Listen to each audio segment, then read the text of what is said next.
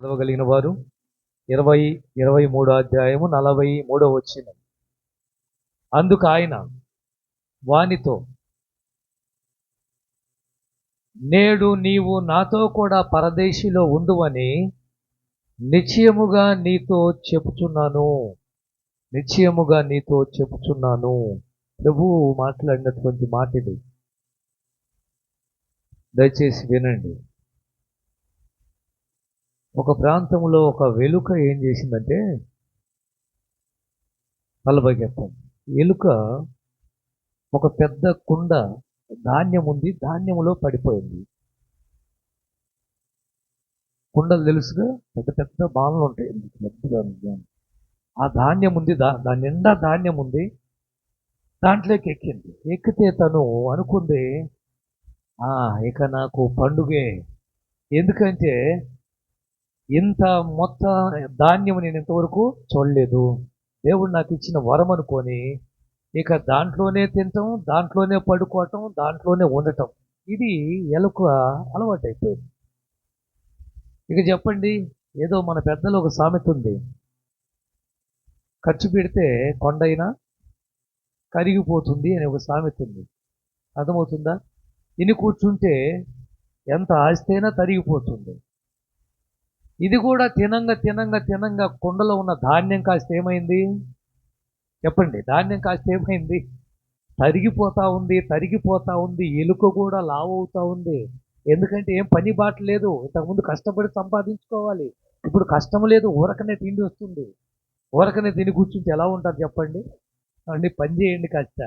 అండి పని చేయకుండా ఊరకనే ఉన్నవారికి పని చేయండి. పని చేస్తే మనము చెరువు కట్టుకు వెళ్ళి వాకింగ్ చేయాల్సిన పని లేదు, హైవేకి వెళ్ళి రన్నింగ్ చేయాల్సిన పని లేదు. అండి ఎప్పుడైతే తిని కూర్చోవటం అలవాటు పడిందో ధాన్యము తరిగిపోయింది, కుండలో ధాన్యం తరిగిపోయింది, ఎలుక లావైంది. ఎలుక కూడా కుండలో చిన్నగా లోపలికి వెళ్ళిపోయింది. పైన ఉన్న ధాన్యము కిందకి వెళ్ళిపోతుంది. తను ఆలోచించలేదు. నేను లోపలికి వెళ్ళిపోతున్నాను, బయటికి ఎలా రావాలని ఆలోచన లేదు. శుభ్రంగా దొరికింది, చాలా సంతోషం, చాలా ఆనందం, చాలా హ్యాపీగా ఉన్నాను అనుకుంది. కానీ ఒకరోజు బయటికి వెళ్దామని ప్రయత్నం చేసింది. ఎలా వెళ్ళాలి? ఎగరటానికి కూడా దాని దగ్గర ఏం లేదు, శక్తి లేదు. ఎందుకు? పొట్ట బాగా లావు వచ్చేసింది. ఇప్పుడు పైకి వెళ్ళి నేను బయటపడదాము అని ప్రయత్నం చేస్తుంది. వల్ల ఎగిరే పరిస్థితిలో లేదు, బాగా లావు అయిపోయింది. ఏం చేయాలి ఇప్పుడు, ఎలా అని అది అక్కడే ఉండి కొద్ది కాలానికి చచ్చిపోయింది. అర్థమవుతుందా? ఈరోజు అనేక మంది ఎలా ఉన్నారు అంటే సుఖం, సంతోషం, ఊరకనే పని చేయకుండా తిండి రావాలి. కంఫర్ట్ జోన్ అంటారు దీన్ని. కంఫర్ట్ జోన్ అంటే ఏం పని బాట లేకుండా మొత్తం నా చుట్టూకు రావాలి. అలా వచ్చినట్లయితే ఆ సుఖం ఎంతకాలమో ఉండదు. ఏమండి? ఆ వెలుక అనుకుంది, నాకు చాలా సమృద్ధిగా ఉంది, చాలా ఆనందంగా ఉంది అని అనుకుంది. మనిషి జీవితం పోరాటం, మనిషి జీవితం కష్టపడటం, కష్టపడితేనే కష్టే ఫలి అన్నారు ప్రియమైన దేవుని బిడ్డలారా. ఎందుకంటే కష్టపడకుండా ఏ ఫలితము రాదు. ఎలుకలాగా నువ్వు ఒకవేళ కంఫర్ట్గా ఉండాలి, ఇది బాగుంది అని సుఖాల కోసం పరిగెడితే ఆ సుఖమే నిన్ను చంపేస్తుంది. అంటే అనేక మంది రోజున అలాంటి వాటిల్లో బందీ అయిపోయారు, బయటపడలేకుండా. సిలువలో పలికిన రెండో మాట, నేడు నీవు నాతో కూడా పరదేశిలో ఉందువో. ఆ రోజు యేసు ప్రభువును రెండో దొంగ అడిగినటువంటి ఒక చిన్న ప్రార్థన అండి. దొంగ చేసింది ఇంత బారునే ఉన్న ప్రార్థన ఉందా? మీరే చెప్పండి. ఏమండి? చాలా గంటల ప్రార్థన చేయమంటుంటాం, కానీ ఎంత బారున ప్రార్థన చేసినట్టు అక్కడ లేదు. చాలా చిన్న ప్రార్థన. యేసు, నీ రాజ్యముతో వచ్చినప్పుడు నన్ను జ్ఞాపకం చేసుకో. ఇది ప్రార్థన. ఎంత ప్రార్థన ఇది? చిన్న ప్రార్థన, పెద్ద ప్రార్థన? దేవాలయములకు వెళ్ళిన పరిసేయుడు చేసిన ప్రార్థన ఎంత బారుంది అండి? ఎంత బారుంది? మీరే చెప్పండి. వాడు చేసిన ప్రార్థన ఎంత బారుందో తెలుసా మీకు? అయ్యా, నేను వారానికి 2 సార్లు ఉపవాసం ఉంటాను, 10వ భాగము తప్పకుండా క్రమం తప్పకుండా ఇస్తాను, ఆ బయట ఉన్నాడే పనికి మాలిన వాడు వాళ్ళంటి వాడిని కాదు నేను చాలా నిజాయితీ పరుణ్ణి, చాలా మంచివాడు. ఎంత పొడుగు ప్రార్థన చేశాడు. అదే బయట నిలబడ్డ సుంకరి చేసిన ప్రార్థన ఎంతదే. ఎలా? ఇలా ఇలా గుండెలు బాదుకుంటూ, రొమ్ము కొట్టుకుంటూ, దేవా పాపినైన నన్ను కరుణించు. ఇంత ప్రార్థన సరాసరి యేసు సింహాసనాన్ని కదిలిస్తే ఇంత పెద్ద ప్రార్థన సూరుకప్పు దాటిందా? ఆ రోజు రెండో దొంగ చేసిన చిన్న ప్రార్థన, యేసు నీ రాజ్యముతో వచ్చినప్పుడు నన్ను జ్ఞాపకము చేసుకో అని చేసిన ప్రార్థన యేసు కదిలించిందంటే ఆయన రక్షణ ఇచ్చేలా చేసింది. ఎలా చేసిందంటే, నేడు నీవు నాతో కూడా పరదేశంలో ఉంటావో. నేడు అంటే రాత్రి చెప్పాను, నేడు అంటే ఈరోజే, ఇవ్వాలే, ఇప్పుడే, రేపు కాదో, ఎల్లుండి కాదో, వారం తర్వాత కాదో, నెల తర్వాత కాదో, 2027 సంవత్సరం కాదో, ఈ 2026 సంవత్సరము ఈరోజే, ఇవ్వాలే. నేడే రక్షణ దినము అంటే అర్థం ఏంటి? ఈరోజే, ఇదే నీకు అనుకూల సమయం, మిక్కిలి అనుకూల సమయం ఈరోజే. వాయిదాలు ఎందుకు వేస్తున్నాను? ఆలోచించండి. ఆ రోజు రెండో దొంగ చేసిన ప్రార్థనకు యేసుక్రీస్తు వారు ఇచ్చిన ప్రతిఫలం ఏంటో తెలుసా? నేడో, ఇవాళే నాతో నువ్వు పరదేశంలో ఉంటావు. చదవండి 43వ వచనం. అందుకు ఆయన వానితో, నేడు నీవు నాతో కూడా పరదేశంలో ఉందువని నిశ్చయముగా నీతో చెప్తున్నాను. రెండో మాట, నేడు నీవు నాతో. ఎవరితో? నాతో. నేను చెప్పాను, ఒక భార్య కోరుకుంటుంది, నా భర్త కాసేపు నాతో ఉంటే బాగుండు, నాతో టైం గడిపితే బాగుండు అని. ఒక భర్త కోరుకుంటాడు, నా భార్యతో నాతో కాసేపు మాట్లాడితే బాగుండు, నాతో కాసేపు ఉంటే బాగుండు. తల్లిదండ్రులు కోరుకుంటారు, పెద్దవాళ్ళైన తల్లిదండ్రులు, ముసలి వాళ్ళైన తల్లిదండ్రులు, నా పిల్లలు ఈరోజు నాతో గడిపితే బాగుండు అని. తల్లిదండ్రులు కోరుకుంటారు, ఏమండి, తన పిల్లలు తనతో ఉండాలని. పిల్లలు కోరుకుంటారు, చిన్న పిల్లలు, మా మమ్మీ డాడీ నాతో కాసేపు టైము గడిపితే బాగుండు అని. ప్రియమైన దేవుని బిడ్డలారా, ఇప్పుడు యేసు అంటున్నాడు, నేడు నీవు నాతో కూడా పరదేశంలో ఉంటావు. నాతో. 14వ అధ్యాయము యోహాను సువార్త 1 నుంచి 2-3 వచనాలు, 2 చదవద్దు, 2-3 వచనాల్లో ఆయన మాట్లాడుతూ, మీరు హృదయాలను కలవరపరుచుకోకండి, దేవుని యందు విశ్వాసం ఉంచిన మీరు నా యందు విశ్వాసం ఉంటుందని ప్రారంభించిన ఆయన, నేను వెళ్ళి మీకు స్థలం సిద్ధపరిచి మరలా వచ్చి 3వ వచనం చదువుదాంలే. నేను వెళ్ళి మీకు స్థలము సిద్ధపరిచి నేనుండే స్థలములో మీరు ఉండులాగున మరలా వచ్చి అదిగో నాతో ఉండటానికి మిమ్మల్ని తీసుకువెళ్తాను. ఆ రోజు దొంగకు ఇచ్చిన ఒక అద్భుతమైన మాట, ఒక అభయము, ఒక వాగ్దానం, ఒక ప్రామిస్. ఇదిగో నేడే నీవు నాతో కూడా పరదేశంలో ఉంటావు. నాతో, ఇంకా వాళ్ళతో వీళ్ళతో కాదు, దేవదూతలతో కాదు. ఏమండి, నాతో. నేను వెళ్ళి మీకు స్థలం సిద్ధపరిచి మరలా వస్తాను, వచ్చి మిమ్మల్ని తీసుకుని వెళ్తాను. ఎందుకు? నేనుండే స్థలములో. ఎందుకంటే వీళ్ళు రక్షణ పొందడానికి 7 మంది ఈరోజు చేతులు ఎత్తింది. 7 మంది బాప్తిసమా కావాలి అని ఎందుకు తీసుకుంటున్నారు వీళ్ళంటే, అందరూ చూడాలని కాదండో, అందరూ చూడాలని కాదు ఈ రక్షణ. ఒకరోజు యేసుతో నేను ఉండాలి, ఒకరోజు యేసు పక్కన నేను ఉండాలి, యేసు రాజ్యములో నేను ఉండాలి, యేసుతో నేను ఉండాలని ఆశ ఉంది. కాబట్టి ఈ లోక సంబంధమైన వాటినన్నింటినీ వదిలిపెట్టి పర సంబంధమైన వాటి కోసం పాకులాడుతున్నారు. యవ్వన దశలోనే రక్షణ పొందటానికి, ప్రియ సహోదరి, రక్షణ పొందటానికి ఆలస్యం చేయకండి. నేనుండే స్థలములో మీరు ఉండులాగునా. నేను ఎక్కడ ఉంటానో మీరు అక్కడ ఉండాలి. ఎవరితో ఉండాలి చెప్పండి? ఎవరితో ఉండాలి? యేసుప్రభు ఏమన్నాడు? చదువు, మళ్ళీ 3వ వచనం చదవయ్యా, యోహాను సువార్త. నేను వెళ్ళి సిద్ధపరిచిన ఎడల నేనుండు స్థలములో ఉండులాగున మరలా వచ్చి నా యొద్ద ఉండుటకు. ఆమేన్. ఎక్కడ ఉండటానికి? నాతో ఉండటానికి, నా దగ్గర ఉండటానికి. ఆ రోజు సిలువలో రెండో దొంగకు ఒక అద్భుతమైనటువంటి మాట ఏమిటంటే, ఒక అభయం ఏమిటంటే, నేడు నీవు నాతో కూడా ఉండబోతున్నావు. హల్లెలూయా. ఏమండి, రక్షింపబడుతున్న బిడ్డలకు, రక్షణ పొందుకున్న వారికి ఈ మాట ఎంత ఊరట కలిగిస్తుంది. ఈరోజు మనం ప్రార్థన చేసేటప్పుడు, చేస్తూ ఉన్నప్పుడు, మా దేశాన్ని కాపాడు, రాష్ట్రాన్ని కాపాడు, ఎవరో ముక్కు ముఖం తెలియని వాళ్ళ కోసం ప్రార్థన చేస్తూనే ఉంటారు. ఏమండి,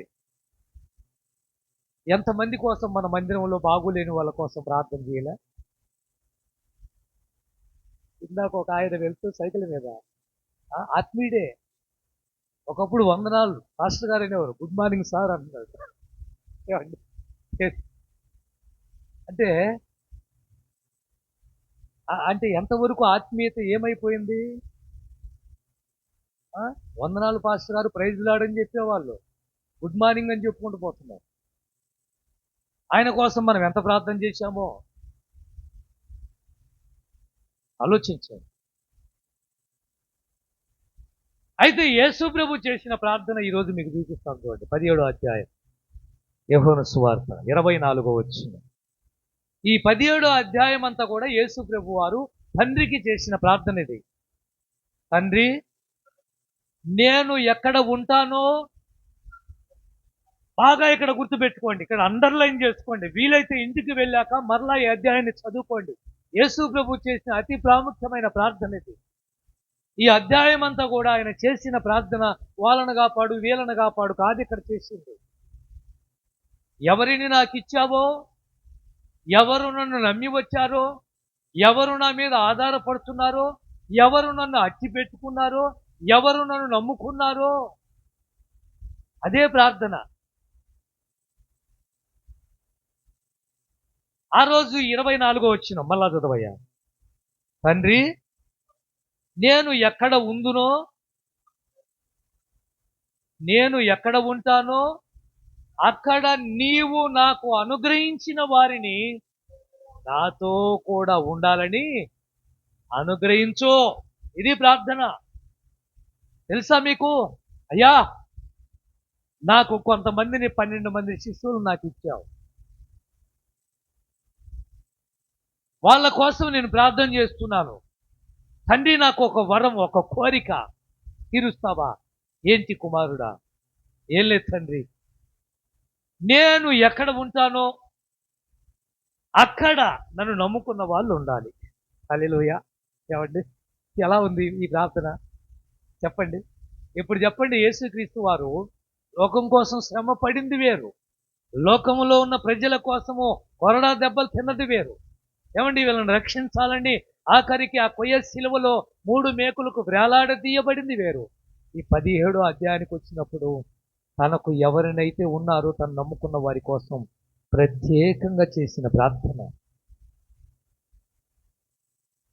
నేను ఎక్కడ ఉంటానో నాకు అనుగ్రహించిన వారు అక్కడ ఉండాలి, అది నాకు ఇవ్వు తండ్రి.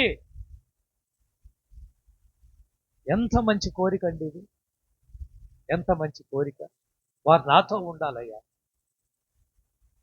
ఒక మాట మీకు చూపిస్తాను. కొరింథీ రాసిన పత్రిక 2 కొరింథీ 5వ అధ్యాయం 8వ వచనం.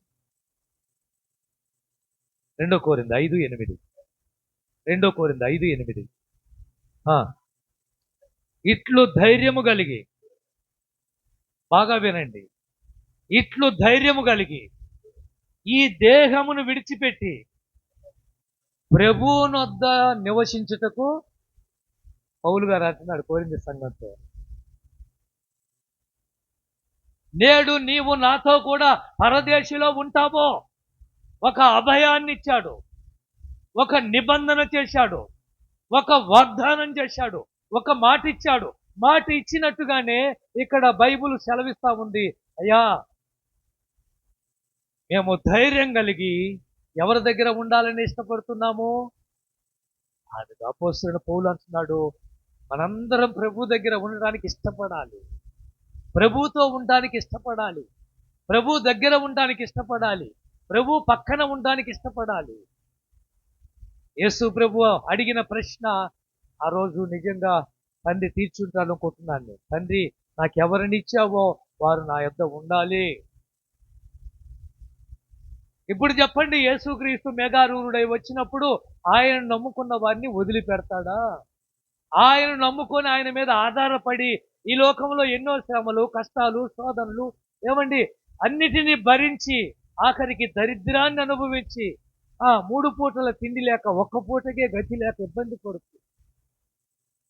అందరిలాగా సరైన బట్టలు లేక, సరైన ఇల్లు లేక, సరైన ఆరోగ్యము లేక, సరైన భోజనము లేక, సరైన ఉద్యోగము లేక.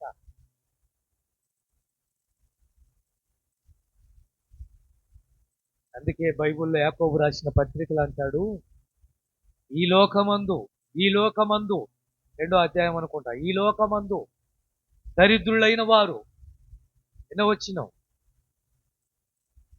వచనం, నా ప్రియ సహోదరులారా, ఈ లోక విషయములో అయ్యా క్రైస్తవులు, ఆత్మీయులు, ఈ రోజున దరిద్రాన్ని అనుభవిస్తున్న వారు, ఇందాక నేను చెప్పినట్టుగా మంచి ఉద్యోగం లేదు, మంచి ఇల్లు లేదు, మంచి ఆరోగ్యము లేదు, మంచి బట్టలు లేవు, అందరిలాగా జల్సాలు చేసుకునే అవకాశం లేదు, అందరిలాగా ఎంజాయ్ చేయలేకపోతున్నావు, ఏమండి అందరిలాగా నువ్వు కావలసినటువంటి ఏమంటారు సుఖము నీకు లేదు. అయితే విశ్వాసమందు ఎవరం మనము? విశ్వాసమందు ఎలాంటి వాళ్ళం మనము? అదృష్టవంతులము, ధన్యులము, భాగ్యవంతులం. అంటే నన్ను ప్రేమించే వారికి తాను వాగ్దానము చేసిన రాజ్యమునకు ఏర్పరచలేదా? దేవుడు మనల్ని ఏర్పరచుకోలేదా? ఎక్కడ ఉండటానికి? ఆయన వారసులు అంటే ఆయన కొడుకులుగా, కూతుర్లుగా ఉండటానికి కాదా ఏర్పాటు చేసుకుంది? ఏమండి, ఈరోజు ఆయన బిడ్డలు, నేను దేవుని బిడ్డను అని ధైర్యంగా చెప్పుకుంటున్నామంటే ఎంత ధైర్యం మనకు ఉందంటే యేసయ్య ఉన్నాడన్న ధైర్యం. ఏమీ లేకపోయినా పస్తులు ఉన్నవారు, ఏమీ లేకపోయినా యేసయ్య ఉన్నాడన్న ధైర్యంతో బతుకుతున్నవారు, ఈ లోకములో దరిద్రులైన వారు విశ్వాసమందు ఏమై ఉన్నారు? భాగ్యవంతులు. దేవుని రాజ్యానికి వాళ్ళు వారసులు. నేడు నీవు నాతో కూడా పరదేశులు ఉంటావు అంటే నాతో ఉంటావు, నా పక్కన ఉంటావు, నా యొద్దనే ఉంటావు. నేను వెళ్ళి మీకు స్థలం సిద్ధపరుస్తాను. నేను మరలా వచ్చి మిమ్మల్ని తీసుకొని వెళ్తాను. ఎక్కడికి? నా యొద్ద ఉండుటకు. ఎక్కడ ఉండటానికి?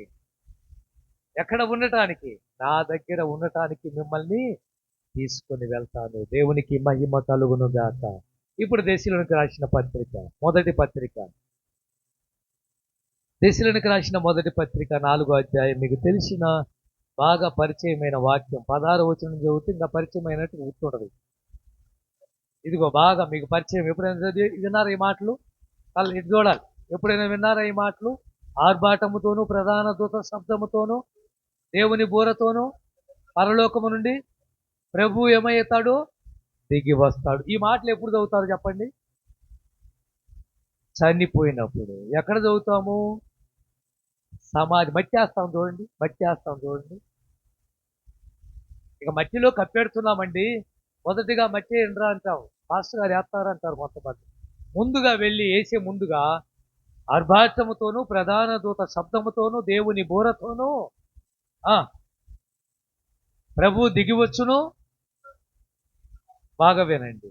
క్రీస్తునందుండి మృతులైన వారు మొదట లేతురు. ఇప్పుడు 17వ వచనం.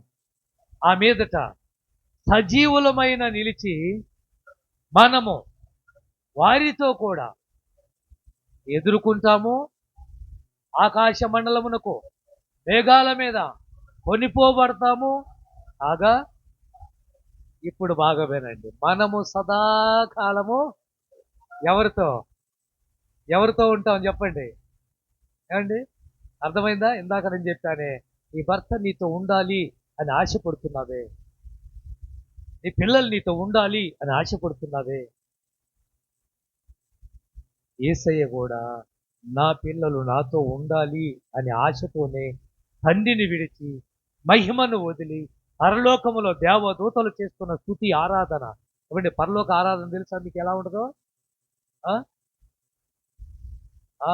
ఎంత గంభీరంగా ఉంటుందో, ఎంత ధ్వని పుడుతుందో తెలుసా? శరాపులు, కెరూబులు, 24 పెద్దలు, 4 జీవులు, కోటాను కోట్ల దేవదూతలు. అబ్బో, అసలు ఆ మహిమ వేరు, ఆ ప్రత్యక్షత వేరు, ఆరాధన వేరు. మనం కాసేపు కొంతమంది కూలబడిపోతారు 10 నిమిషాలకే. దేవదూతలు కూర్చోడానికి వీలు లేదు. ఎప్పుడు? రాత్రింబగళ్ళు. ఒక ఆయన ఈ మధ్య ఒక పాట విడుదల చేశాడు. ఏమిటి? దూతలతో కలసి అనే పాట. మాలుడైతే బాగా పాడుతాడు, ఆరాధన పాట. ఏమండి, చాలా బాగుంటుంది ఆ పాట, స్తుతి ఆరాధన పాట. అర్థమైందా? దూతలతో కలిసి మనం ఎప్పుడు ఆరాధించాలి ఆయన రాశాడు. కానీ వాళ్ళు మానక, బైబిల్లో ఉంది ప్రకటన, మానక వారు నిత్యము అంటే ఇక మానుకునేది లేనే లేదు. రాత్రింబగళ్ళు ఏమని ఆరాధిస్తున్నారు? పరిశుద్ధుడు, పరిశుద్ధుడు, పరిశుద్ధుడు, పరిశుద్ధుడు, ఒకే పాట. ఇప్పుడు చెప్పండి, అక్కడ ఉండబోతున్నాం మనం. ఎక్కడ? అక్కడ సదాకాలము ప్రభుతో మనం ఉండబోతున్నామో వద్దా? ఇలాంటి ధన్యత మాకు ఇది వద్దండి. పాతాళములో ఉన్న ధనవంతుడితో ఉండాలని ఆశ ఉంది. ఎవరితో ఎవరితో ఎవరితో ఆశ? అగ్ని ఆరదు, పురుగు అక్కడ ఉండాలని ఆశ ఉంది. అది కూడా వచ్చింది అనుకోండి దీంట్లో. అయితే ఆ రోజు దేవదూత, ఆ రోజు సిలువలో రెండో దొంగకి ఇచ్చిన అవకాశము సద్వినియోగం చేసుకున్నాడు. నేడు నీవు నాతో కూడా పరదేశిలో ఉంటావు అంటానికి, ఆ పరదేశికి తీసుకుని వెళ్ళటానికి ఇప్పుడు ఒకే ఒక మాట నీకు చూపిస్తాను. మేము కూడా ఆయనతో ఉండాలి అని ఆశించినట్లయితే తప్పకుండా ఈ మాట చదవాల్సిందే, ఈ మాట ప్రకారంగా జీవించాల్సిందే. యోహాను సువార్త 12వ అధ్యాయం 26వ వచనం. సదాకాలం ప్రభుతో ఉండాలనుకుంటే ఈ మాట చదువయ్యా. 12:26. యోహాను సువార్త 12:26. ఒకడు నన్ను సేవించిన ఎడల అతడు నన్ను వెంబడించాలి, అప్పుడు నేను ఎక్కడ ఉందునో. ఆమేన్. అర్థమైందా? ఇప్పుడు సదాకాలం ప్రభుతో ఉండాలి అంటే నువ్వేం చేయాలో చెప్పాలా? చెప్పు. దేవుణ్ణి సేవించాలి. సేవించటము అంటే ఆరాధించాలి. ఆరాధించడం అంటే దేవాతి దేవుణ్ణి పూజించాలి. పూజించడం అంటే కొనియాడాలి, ఘనపరచాలి, మహిమపరచాలి. స్తుతులకు పాత్రుడైన దేవుణ్ణి నువ్వు స్తుతించాలి. నీ వల్ల కాదే, ఆదివారం నీ వల్ల కాదే స్తుతి ఆరాధనలో కలుసుకోవటం. అర్థమండి, ఆదివారం నీ వల్ల కాదే. మరి ఎప్పుడు నువ్వు సదాకాలం ప్రభుత్వం ఉండేది? నా దగ్గర ఉండాలి, నాతో ఉండాలి అంటే ఒకడు నన్ను సేవించాలి. నెంబర్ 2, నన్ను వెంబడించాలి. సైతాన్ని వెంబడించడానికి వీల్లేదు. ఇలా నువ్వు ఆయన ఆరాధించినప్పుడు, ఆయన సేవించినప్పుడు, ఆయన మెగారూరుడై వచ్చినప్పుడు నిన్ను ఆయనతో పాటు కొనిపోతాడు. సదాకాలం ప్రభువుతో నువ్వు ఉంటావు. ప్రభువుతో ఉంటే నీకంటే భాగ్యవంతురాలు మరొకరు లేరు. లేదులేండి, ఎక్కడికి వెళ్తే తక్కిడో బిక్కడ అనుకుంటావా? నీ ఇష్టం. దేవుణ్ణి సేవించండి. రేపు ఆదివారం పెందల కాడే రండి, 10 గంటలకే రండి. ఎండలు విపరీతంగా ఉన్నాయి. మీరు పెందల కాడి వస్తే నేను 12 గంటలకు ముగించేస్తాను. తెలుసా? ఇప్పుడు పాడినట్టు 3 పాటలు పాడేసి ఆరాధనలోకి వెళ్తాం. ఆరాధన 15 నిమిషాలు చేద్దాం, వీలైతే 20 నిమిషాలు చేద్దాం, 25 నిమిషాలు చేద్దాం, దేవుణ్ణి ఆరాధించుకుందాం. అది మన వల్ల కావటం లేదే. మనసారా స్తుతించడం నీ వల్ల కావటం లేదే. ఎలా? మళ్ళా చదివిస్తాను, చదువయ్యా. ఒకడు నన్ను సేవించిన ఎడల 12, ఒకడు నన్ను సేవించిన ఎడల నన్ను ఏం చేయాలి? వెంబడింపవలను. అప్పుడు నేను ఎక్కడ ఉంటానో వాడు అక్కడ ఉంటాడో. అక్కడ కనపరచడం కూడా తెలుసా మీకు? ఏముంటుంది? చూసావా? సన్మానాలు ఉన్నాయి నీకు, సత్కారాలు ఉన్నాయి నీకు, పూలదండలు ఉన్నాయి నీకు, క్లాప్స్ తప్పట్లు కొట్టే విధానాలు ఉన్నాయి నీకు. వద్దా ఈ ఘనత? వద్దా ఈ మనుషుల ఘనత కోసం పోరాడుతున్నావా నువ్వు? మొన్న ఒకరోజు ఒకతనికి మైక్ కొనేయడానికి వెళ్ళాను. 10,000 తీసుకొని వచ్చాడు. ఏదో ఒకటి చేయండి పాస్టర్ గారు, మీరు ఉంటే ఏదన్నా అని 2-3 షాపులకు వెళ్ళాం. అతను తెచ్చిన డబ్బుకు ఆ మైక్ వచ్చేటట్లేదు. అతనికేమో ఆశ సువార్త ప్రకటించాలని. అతని దగ్గర మైక్ సిస్టమ్ లేదు. ఒక్క మైక్ అన్న తీసుకుంటే మనం ఇళ్లలో పెట్టుకొని ప్రార్థన చేస్తూ ఉంటుంది చూడండి, ఆ మైక్. దానికోసం వెళ్తే అక్కడ మైక్ ఇచ్చారు, 2 మైకులు ఇచ్చారు. ఏ నుంచి మా ఇంటి అంత దూరం పోయి ఆ మైకులతో ఆ బ్లూటూత్ ద్వారా అది మాట్లాడుతూ ఉంటే అది అక్కడికి వెళ్ళినా వస్తూ ఉంది. ఆశ్చర్యం. అంత దూరం, మా ఇంటి అంత దూరం అంటే మా రోడ్డు దాటి ఆడ అద్దెకి బస్ స్టాండ్ రోడ్డు, ఆ రోడ్డు దాటి ఐదులకు పోయినా వినపడుతుంది. అంత దూరం నుంచి లాగుతుంది. ఆశ్చర్యంగా నాకు మైక్ ఇచ్చాడు. ఒకసారి అన్న మీరు మాట్లాడండి, అతను మీరు మాట్లాడండి సార్ అని మాకు మైక్ ఇచ్చాడు. మైక్ ఇచ్చి ఇప్పుడు దాకా నా పక్కన ఉన్న పాస్టర్ గారు హలో హలో అంటున్నాడు. నాకు మైక్ ఇచ్చినాక నేను hello hello mic testing, hello mic testing అన్నాను. ఆయన అన్నాడు, అయ్యో నీ వాయిస్ ఏంది ఎలా ఉంది, నీ వాయిస్ నీ బేస్ ఏంది సార్ ఎలా ఉంది, మైకులు బాక్సులు పగిలిపోతాయి సార్ అంటున్నాడు. ఇప్పుడు చెప్పండి, దీన్ని ఏమంటారు? దీన్ని ఏమంటారు? పొగడటమేగా. ఇప్పటికీ నన్ను అలా అన్నో లేదు. నిజం చెప్పాలి మీరు ఏమండి. అదే ఎంత మంచి వర్తమానాలు పెడుతున్నాడు మీకు. ఒక కామెంట్ పెట్టచ్చు కదా. కొనియాడటం అంటే అదేనండి, ఎంకరేజ్మెంట్, ప్రోత్సాహం.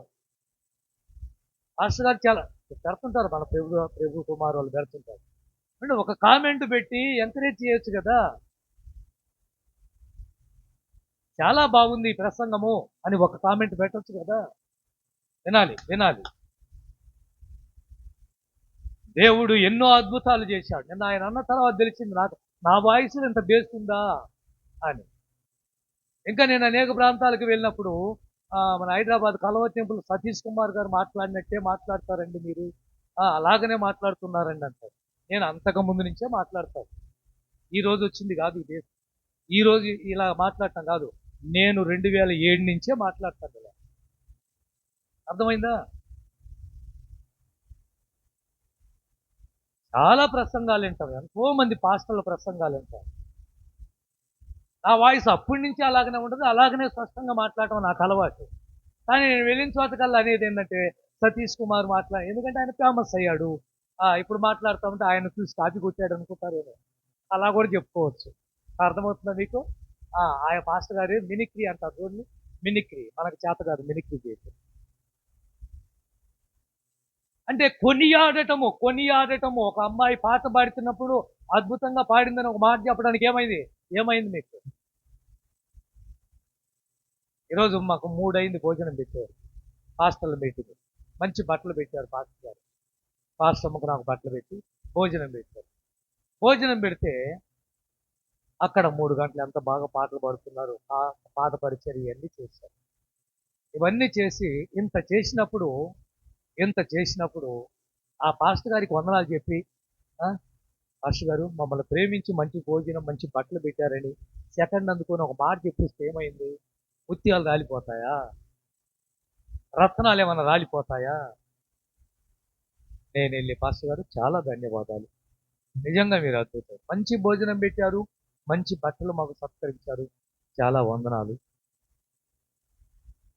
2 గంటలు చెప్పాడు అక్కడ పాస్టర్ గారు. ఇంకేం చెప్పండి, మేము ఎప్పుడు భోజనం చేయాలి? మీరే చెప్పండి. టైం తెలియదా చెప్పండి. ఆఖరికి ఆయన అన్నది ఏంటంటే ఏమన్నారంటే నాకు టయానికి ఇస్తానన్న పాస్టర్ గారు టయానికి ఇవ్వలేదు, అందుకే నేను టయానికి ముగియలేదు అన్నాడు. అర్థం, వాళ్ళు టయానికి ఇయ్యరండి, వాళ్ళు టయానికి ఇయ్యరు, మనమే టైం మెయింటైన్ చేసుకొని ముగించుకునేకి రావాలి. ఎంకరేజ్ చేయండి. మన సంఘంలో ఎంత మంచి వర్తమానాలు పెట్టినప్పుడు పాస్టర్ గారు చాలా మీరు వింటే కదా ముందు ఒక లైక్ చేయటం చేత అవుతుందా మీకు? చేత కాదు. అంటే ఎంకరేజ్మెంట్ లేదు, కొనియాడటం లేదు. ఒకడు నన్ను సేవిస్తే వాడు నన్ను వెంబడించాలి. వాడు నేను ఎక్కడ ఉంటానో వాడు అక్కడ ఉంటాడు, నా సేవకుడు అక్కడ ఉంటాడు. నా తండ్రి వాడిని ఏం చేస్తాడు? ఘనపరుస్తాడు. సత్కార్యాలు ఉన్నాయి, ప్రోత్సాహం ఉంటుంది.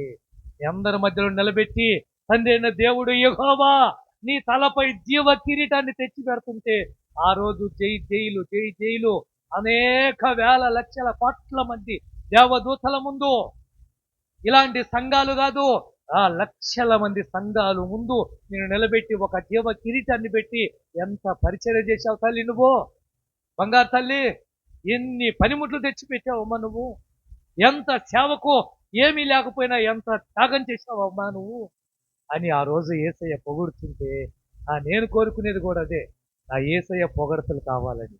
అయితే ఆయన ఆ మైకు పట్టుకొని ఆ బేసు చెప్పేంత నాకు కూడా ఎంత బేస్ ఉందని తెలియదు. నేను ఇక్కడ బేస్ చేస్తున్నాను అనమాట, బేస్ పూర్తిగా తగ్గించి మాట్లాడుతాను. అర్థమైందా సార్? మీ బేస్ ఎలా ఉందో తెలుసా? బాక్సులు ఎగిరిపోతాయి సార్ మీరు సరిగా మాట్లాడితే. అందుకే నేను ఎప్పుడైనా కేకలేయటం చూశారా మీరు? చేయను.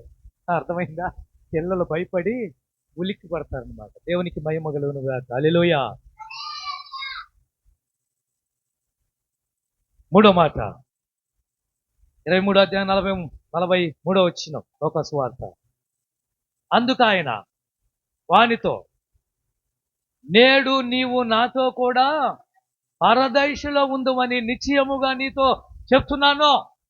ఏ దేశంలో? ఏ దేశంలో? ఇక చెప్పండి, ముగిస్తున్నానులే నేను. ఏ దేశంలో? రెండు రకాలు, పరదేశి, పరదైసు. వేరు అనమాట, వేరు.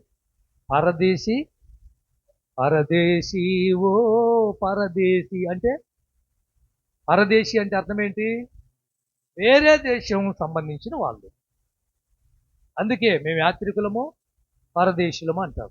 అంటే మనం పరాయి దేశానికి వచ్చాం. అట్లా పరదైసు, పరదైసు, నీవు నా తోడ నేడు పరదైసిలో ఉందు అంటే పదాలకు తేడా ఉంది అండి. పరదైసు అంటే బైబుల్లో పరదేశు అనేది ఎన్ని సార్లు రాయబడి ఉంటుందో మీరు చెప్పండి. పరదైసు అనే పదాలు బైబుల్లో ఎక్కడ కనిపిస్తాయి? చెప్పాలి. పాత నిబంధనలో ఎక్కడ కనిపిస్తాయి? ధనవంతుడు లాజర్ దగ్గర. కొత్త నిబంధనలో ధనవంతుడు లాజర్ దగ్గర పరదేశ్ అనే లేదే, ఉందా? లేదు. అబ్రహాము రొమ్మున అనుకున్నట్టుకై అంతే, అంతే. పరదేశం లేదు. బైబుల్లో 3 చోట్ల కనిపిస్తుంది పరదైసు. ఒకటి, నెంబర్ 1 లోకా సువార్త 23:43లో నేడు నీవు నాతో కూడా పరదేశిలో ఉందవో. నెంబర్ 2 కొరింథీ రాసిన పత్రిక 2 కొరింథీ 12వ అధ్యాయం 2వ వచనం.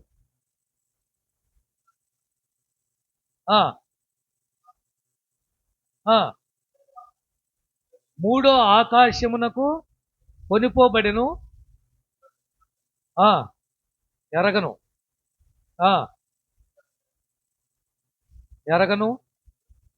తెలియను, అట్టి మనుషుని నేను ఎరగను.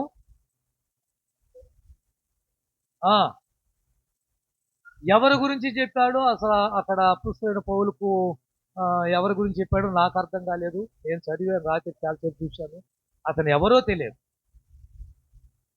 నేను ఒక అతను నాకు తెలుసు, అతను 3వ ఆకాశం దాటి వెళ్ళిపోయాడు, పరదేశిలోకి వెళ్ళాడు అని చెప్పుకొస్తాడు. అంటే ఇక్కడ పరదేశి అనేది ఒకటి కనిపిస్తుంది. నిజంగా 3 ఆకాశాలు. ఎన్ని ఆకాశాలు? 3 ఆకాశాలు. మొదటి ఆకాశము రెండో ఆకాశం, మధ్య ఆకాశం అంటాం దాన్ని. మహా ఆకాశం, అదే పరలోకం. అదే పరలోకం. మధ్య ఆకాశం అనగా ఏడేళ్ల పెండ్లి విందుకు వెళ్ళేది అక్కడికే మనం. యేసుక్రీస్తు ఏడేళ్ల పెండ్లి విందుకు వెళ్ళేది అక్కడికే మనం. మొదటి ఆకాశం దురాత్మ సమూహంలో నివసించే ఆకాశం. అది ఏ ఆకాశం? ఎక్కడే ఏమండి? ఆకాశ శక్తులు కదిలింపబడును, అక్కడే ఉన్నాయి శక్తులన్నీ. మొదటి ఆకాశంలో ఉన్న దురాత్మలన్నీ. ప్రియమైన దేవుని బిడ్డలారా, మూడో ఆకాశానికి ఎక్కిపోయాడని కూడా చెప్తున్నాడు ఇక్కడ ప్రియమైన దేవుని బిడ్డలు. అయితే పరదేశం ఎందుకమ్మా ఇల్లు ఏం పని లేదు వీళ్ళకు? ప్రకటన గ్రంథం 2వ అధ్యాయం 7వ వచనం. మూడో చోట ఎక్కడ? 2వ అధ్యాయం 7వ వచనం. మాట వినుగాక జయించువానికి. ఆమేన్. ఇప్పుడు చెప్పండి, పరదేశి అంటే ఏమిటి? ఇప్పుడు ఇక దీంట్లోనే ఆన్సర్ కూడా మీకు ఉంటుంది. ఏదేను తోటే పరదేశు. జీవవృక్ష ఫలములు ఎక్కడ ఉన్నాయి చెప్పాలి. జీవవృక్ష ఫలములు ఎక్కడున్నాయి చెప్పండి. పరదేశిలో ఉన్నాయి. పరదేశి అంటే ఏంటి? ఏదేను తోట. ఏదేను తోటలో ఆదాము చేసిన పాపానికి ఏదేను తోటలో నుంచి దేవుడు భూమి మీదకి నెట్టేశాడు. చదువుతారా? ఆదికాండం, మీకు అర్థం కావటానికి. 3వ అధ్యాయం 22వ వచనం. ఇదిగో వీళ్ళిద్దరిని పట్టుకురండి. వీళ్ళిద్దరిని పట్టుకుని 2 పెట్టెలు వచ్చినాయి, ఒక్కటి కూడా ఇయ్యద్దు వీళ్ళకి. వీళ్ళిద్దరికి ఇయ్యద్దు. ఇంకొక పిల్ల ఉంది బయట, అది ఇంకొక పిల్ల ఉంది. 3వ అధ్యాయం 22వ వచనం. అప్పుడు దేవుడైన యెహోవా, ఇదిగో మంచి చెడులను ఎరుగునట్లు ఆదాము మనలో ఒకని వంటి వాడాయను. కాబట్టి ఇప్పుడు బాగా వినండి. అతడు ఒకవేళ తన చేయి చాచి, ఇప్పుడు చెప్పండి, జీవవృక్ష ఫలములు ఎక్కడున్నాయి? ఏదైనా తోటలో. ఇప్పుడు ప్రకటన గ్రంథంలో అపోస్తలుడైన యోహాను గారు జయించేవాడికి జీవవృక్ష ఫలములను ఇస్తాను అంటున్నాడు. అంటే జీవవృక్ష ఫలములు ఎక్కడ ఉన్నాయో అదే పరదేశు, అదే ఏదోను తోట. అంటే దీన్ని ఉద్యానవనం అనొచ్చు. పరదేశు అంటే ఒక ప్రశాంతమైన స్థలము అని చెప్పొచ్చు. పరదేశు అంటే ఒక నెమ్మది కలిగిన స్థలం అని కూడా చెప్పొచ్చు. పరదేశి అంటే చాలా సంతోషం కలిగిన స్థలం. అర్థమైందా? అక్కడికి వెళ్తే ఏడుపు లేదు, కన్నీళ్ళు ఉండవు, బాధలు ఉండవు, మరణమే లేని స్థలం. అలాంటి స్థలంకే ఇందాక అబ్బాయి చదివినట్టుగా లోకసువార్త లాజరు అబ్రాహాము రొమ్మున ఆనుకున్నది ఆ స్థలంలోనే. అతడు ఇక్కడ నెమ్మది పొందుతున్నాడు అని రాయబడింది. అంటే నెమ్మది పొందే స్థలమే చెప్పండి పరదేశి. ఆ రోజు ఆదాముకు అవ్వకి కష్టాలు ఏమైనా ఉన్నాయా? లేవు. ఎప్పుడు కష్టాలు వచ్చినాయి? దేవుని మాట వినకుండా, దేవుడు చెప్పిన మాట వినకుండా చేసినప్పుడే నష్టపోయారు, కష్టపడ్డారు. ఇప్పుడు ఆదాము మనలో ఒకరి వంటి వాడైపోయాడు. అంటే తెలివి కలిగిన వాడయ్యాడు, జ్ఞానం కలిగిన వాడయ్యాడు. మంచి చెల్లి అంటే ఆదాము తెలిసిపోయింది. ఇప్పుడు ఏం చేస్తాడు? చేయి చాపి జీవవృక్ష ఫలములు బహుశా తిన్నాడు అనుకో. అవ్వం వెళ్ళి పనికి మాలిన అవ్వానా ఏమనాలి? అందంగా ఆకర్షణీయంగా ఉందని ఆ పండు తినదు, కానీ దాని పక్కనే ఉంది ఒక పండు. ఏమండి ఉందా? 2 మొలిపించిందని రాయబడింది అక్కడ. మంచి చెడ్డలను తెలుగులిచ్చే వృక్ష ఫలములు, జీవ వృక్ష ఫలములు. దాని గురించి అసలు చెప్పరా దేవుడు? దీని గురించి చెప్పాడు. అదే వెళ్ళి దాన్ని తిని ఉంటే అరేలే, అది కూడా మనము ఎట్లా చెప్పాలి? భూమి పట్టిద్దా? కాబట్టి మనిషికి మరణం అనేది లేదు. జీవ వృక్ష ఫలములు తిన్నాడా సావు లేనే లేదు. అది దాని అర్థం. మనిషికి మరణం లేదు. ఆదామును అవ్వను నెట్టిపడేసి ఈ జీవవృక్ష ఫలములు ఎవడు తినడానికి వీల్లేదని దానికి ఒక పక్క దేవదూతలను పెట్టాడు, రెండో పక్క ఖడ్గజ్వాలలు. ఖడ్గజ్వాలలు అంటే సినిమాల్లో చూసారా? ఇలా తిరుగుతూ ఉంటాయి. ఎవడన్నా దాటి వెళ్తానికి వీల్లేదు. దాంట్లో దూరేడా ముక్కలు అయిపోతాయి. ఈ లోకాన్ని జయించేవాడికి ఆ ఫలముల్ని నేను ఇస్తాను అని యేసు ప్రభు వారు యోహాను ద్వారా మనకి ఇక్కడ ప్రకటన చేస్తున్నాడు. పరదేశి అంటే 3 ఆకాశాలు. మొదటి ఆకాశము ఆ, మధ్య ఆకాశము, ఆ, మూడో ఆకాశము. అలాగనే భూమి కింద మూడు భాగాలు. ఏంటి? భూమి కింద మూడు భాగాలు. ఒకటి పాతాళము, నెంబర్ 2 కట్టిక చీకటి కలిగిన ప్రాంతం, కళ్ళు కనిపించవచ్చు. కట్టిక చీకటి కలిగిన ప్రాంతం అవుతుంది. ఆ ప్రాంతానికి వెళ్ళాడా ఇక మనం అయిపోయినట్టే. ఆఖరిదే నరకము. మూడు ప్రాంతాలు ఉన్నాయి భూమి కింద. మూడు రకాల ప్రాంతాలు ఉన్నాయి. ఒకటి పాతాళము, రెండోది కట్టిక చీకటి, మూడోది ఆ, వాడిని కాలు చేతులు బట్టి కట్టి పడేసి ఎక్కడ పడేమన్నాడు? కట్టిక చీకటిలో పడేది. అర్థమైందా? అదొక నరకం అన్నమాట. కాబట్టి ఆఖరిదే నరకం. ఎలా మూడు భాగాలు ఉన్నాయో అందులో పరదేశే పై భాగంలో ఉంటుంది, కింద పాతాళము ఉంటుంది.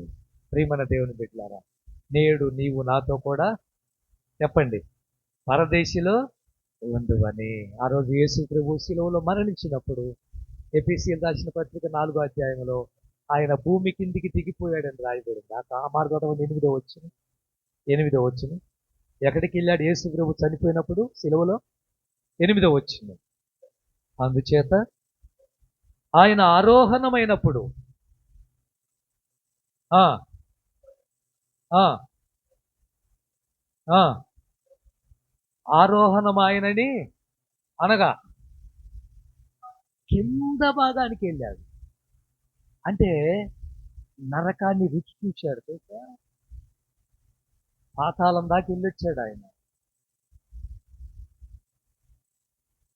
పరదేశి కూడా దాని పైనే ఉంది. ఆ పరదేశిలోకి వెళ్ళి మరియా వచ్చి ఆయన్ను ముట్టుకోబోయే వరకు, మగ్దలేని మరియా ముట్టుకోబోయే వరకు, అమ్మా నన్ను ముట్టుకోవద్దు, ఇంకా నేను ఎక్కడికి ఎక్కిపోలేదు, తండ్రి దగ్గరికి వెళ్ళా అంటే ఇప్పుడు దాకా ఎక్కడున్నాడు ఆయన? పాతాళము, పరదేశి. పాతాళం పక్కన చూశాడు, పరదేశిలో ఉన్నాడు. ఈ దొంగను అక్కడ పెట్టాడు. దేవునికి మహిమ కలుగును గాక. నేడు నీవు నాతో కూడా పరదేశిలో ఉండువు. ఆయనతో ఉండాలి అంటే ఆయన నువ్వు సేవించాలి. పరదేశిలో జీవవృక్ష ఫలములు నీకు కావాలి అంటే అవి నీ వల్ల కాదు. ఒక పక్క కెరూబులు ఉన్నారు, మరొక పక్క ఖడ్గజ్వాలలు ఉన్నాయి.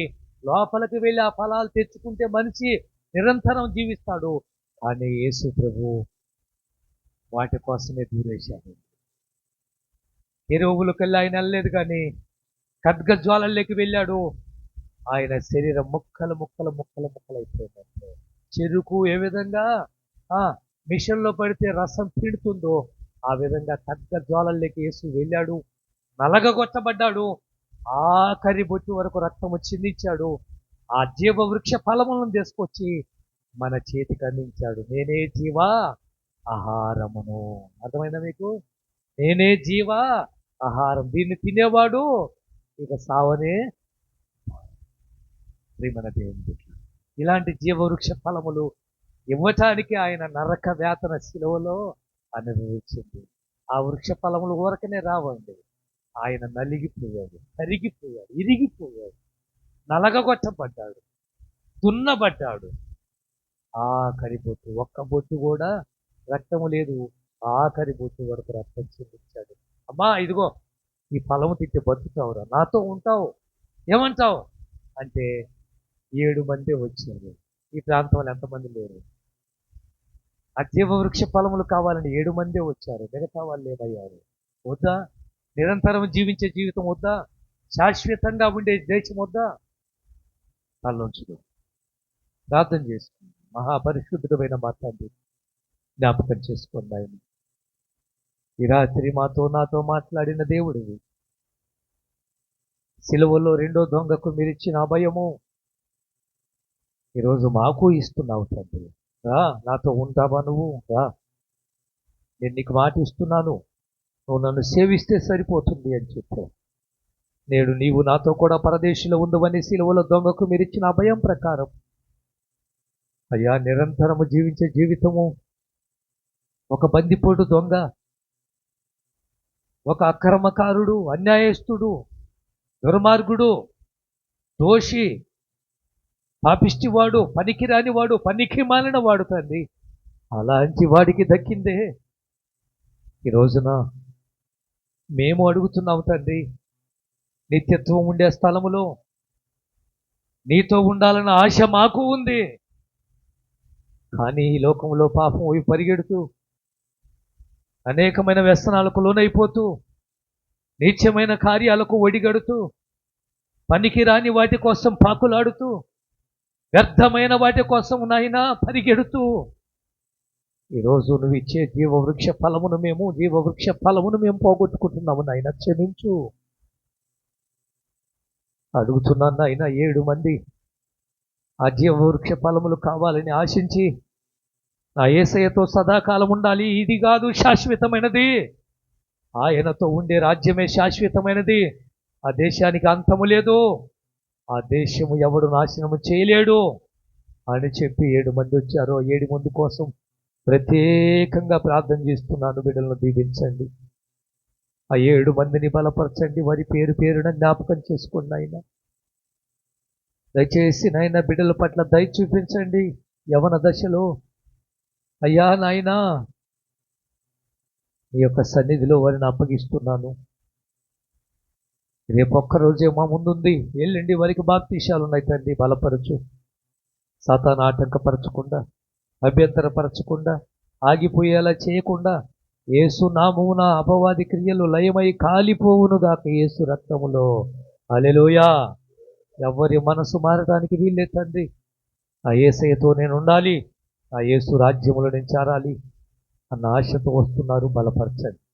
అలాగనే మాకు నూనె స్పాన్సర్ చేసినటువంటి ఈ కుమారుడు ఆయన ప్రభు, ఇదిగో కోటయ్య గారు, ఆయన భార్య పద్మాన్ని మీరు జ్ఞాపకం చేసుకొని, అయ్యా ఆయన పరిస్థితి చాలా ఇబ్బందికరంగా ఉన్న, అనారోగ్య స్థితిలో ఉన్న, దేవునికి ఇస్తే దేవుడు ఇస్తాడు అని చెప్పేసి కొన్ని ₹100 పంపించి ఈరోజు అనేక మంది ఇంట్లో నాయన పరిశుద్ధమైన రక్తంగా ఉండాలని ఆశించి ఆయన ప్రభు ఆయిల్ పంపించాడు. ఆయనకు మంచి ఆరోగ్యం ఇవ్వండి. ఆయన భార్యను, ఆయనకి ఇచ్చిన 3 కూతుళ్లను, అల్లులను, వారి పిల్లలను దీవించమని వేడుకుంటున్నాను. అలాగనే తండ్రి, ఈ నెల 21 రోజున మాకు సహకరించిన ప్రతి బిడ్డను మీరు జ్ఞాపకం చేసుకోండి. ఎవరెవరైతే నాయన ఉపవాసం ఉన్న వారిని బలపరుస్తూ వచ్చారో వారందరినీ పేరు పేరున దీవించండి. అలాగనే భోజనం పెట్టాలి అంటే మేము ఉన్నామన్నయ్యా అని చెప్పి ముందుకు వచ్చి కానుకిచ్చిన వారిని జ్ఞాపకం చేసుకొని, అయ్యా నీ పరిచర్యకు నీ పాత్రగా వాడబడాలని ఆశతో వచ్చారు, వారు ఇచ్చారు, దీవించండి. ఇంకా ప్రేరేపణ కలిగిన బిడ్డలు ఉన్నారు, ప్రేరేపించండి. గుడ్ ఫ్రైడే రోజు అద్భుతంగా ఉపవాస ప్రార్థన 7 మాటలు 7 మంది తీసుకున్నారు. వారు ధ్యానించి నేను మహిమపరిచే భాగ్యం బిడ్డలకు ప్రసాదించండి. అలాగనే ప్రభు నాయన కుడి వచ్చిన బిడ్డలందరినీ పేరు పేరున దీవించండి. ముఖ్యంగా ఉపవాసం ఉన్న వారి కోసం ప్రత్యేకంగా ప్రార్థిస్తున్నాను. అయ్యా ఇంకా రేపు ఒక్క రోజు ఉంటే శుక్రవారం రోజున ఆయన శిలువలో పలికిన 7 మాటలు ధ్యానములు మేము నేను స్తుతించి ముగింపులేకి మేము వస్తాం. బలపరచండి. ఈ రాత్రి బిడ్డలకు తోడయ్యండి, దర్శనాలు ఇవ్వండి, బిడ్డలకు వరములు ఇవ్వండి, ఆశీర్వాదాలు ఇవ్వండి. వారు అనుకున్నది, ఆశించింది క్రీస్తు మహిమలో సమకూర్చమని వేడుకుంటున్నారు. ఇవే మహిమ తెచ్చుకోండి. ఈ రోజునైన తిరుపతిరావు గారు, ఆయన భార్య శాంతినైనా మేము ఈ పరిచర్యలో ఒక పనిముట్టుగా వాడబడాలి, మాకు ఒకరోజు అవకాశం దొరికితే బాగుండు అనుకున్నారు. అనుకున్నట్టుగా అవకాశం దొరికింది. ఉపవాసం ఉన్న బిడ్డలను బలపరచాలని వారు చేసినటువంటి పని అయ్యా నాయనా మీరు దీవించండి. వారు ఏమైతే చేశారో, ఏదైతే తెచ్చారో, ఎంతైతే నీ నామం పేరట ఖర్చు పెట్టారో నాయనా కనికరించి మీరే అద్భుతమైన ఆశీర్వాదాలతో వారి కుటుంబములో నాయన తిరుపతిరావుని, ఆయన భార్య శాంతికి మంచి ఆరోగ్యము, కుమారుడికి నాయన చదువులో మంచి విజయము రాబోతున్న కాలంలో ప్రభు ఆ లక్కీని ప్రయోజకుడిగా మార్చండి. శాంతికి ఇచ్చిన అమ్మగారిని మంచి ఆరోగ్యంతో నింపండి, బ్రతికించండి. శాంతి తోబుట్టువులను దీవించండి. అలాగనే ప్రభు నాయన తిరుపతిరావుకి ఇచ్చినటువంటి నాయన అమ్మగారిని మీరు స్వస్థపరచండి, దీర్ఘాయువును ప్రసాదించండి.